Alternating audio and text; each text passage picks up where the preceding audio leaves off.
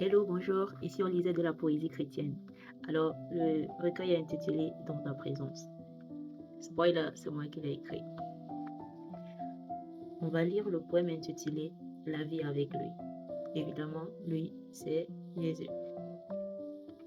On peut le voir de près, celui qui de loin a une apparence de rien. On peut même la toucher, cette présence qui est sienne, mais qui pour beaucoup semble encore imaginaire. On peut lui parler et se sentir écouté, sans pour autant paraître insensé. On peut l'adorer et se sentir en vie, plus que quand on rit ou encore quand on s'en est en sortie et qu'on sourit. On peut fermer les yeux et le voir. Ceci peut et laisse certains souvent sans voix. Et pourtant, c'est ça la véritable foi. C'est ça la vie en Christ. C'est ça le Christ en nous. C'est ça cette vie qui semble vide et dépourvue de sens, mais qui dans notre sens donne du vrai sens à ce qui avant lui dans notre vie n'avait aucun sens. Car avec lui, tout prend vie. Ce qui autrefois paraissait vide de sens devient les pierres essentielles de notre existence. Ceci peut te sembler ridicule et même dérisoire ou inutile, comme c'était le cas pour bien d'autres jadis.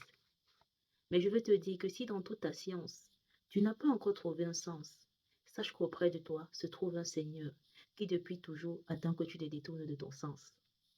Et regarde vers lui, afin que marchant ensemble, il t'apprenne la véritable science, qui est celle-ci, Jésus en toi, l'espérance de la vie.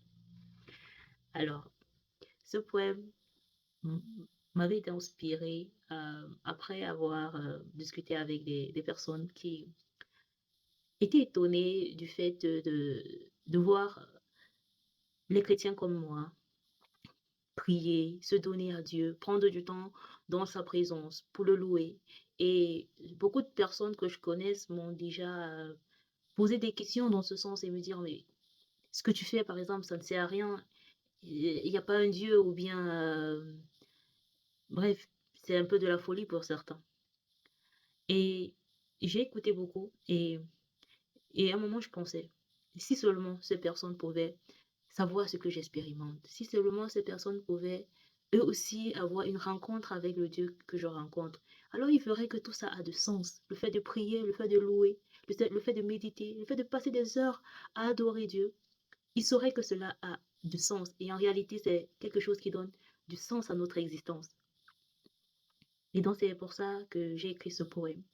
Car la Bible dit dans 1 Pierre 3, verset 15, soyez toujours prêts à répondre à quiconque vous demande raison de l'espérance qui est en vous, avec douceur et avec crainte. Donc, ceci était comme ma façon à moi de les répondre, évidemment avec douceur, pour leur dire, Dieu est là, Jésus est réel. Et la communion qu'on expérimente avec Dieu, c'est quelque chose de palpable. Et j'invite tout le monde qui ne le connaît pas à le chercher, à crier à Dieu pour avoir une rencontre avec lui. Et simplement, si toi tu le connais déjà, je t'invite à partager Christ autour de toi, de bénir quelqu'un. Alors on va prier. Seigneur, je prie aujourd'hui pour celui qui m'écoute, celui qui m'a écouté, celui qui va m'écouter, et que ta main repose sur lui, Seigneur. Père éternel, donne-lui de fermer les oreilles à quiconque dit et veut mettre le doute dans son cœur à propos de ton existence. Père éternel, qu'il trouve et qu'il puise sa source dans une intimité, dans une relation profonde avec toi. Je prie, Seigneur, pour ceux qui ne te connaissent pas, qu'ils expérimentent ce bonheur, ce plaisir d'être dans ta présence et de voir sa vie prendre tout un sens. Amen.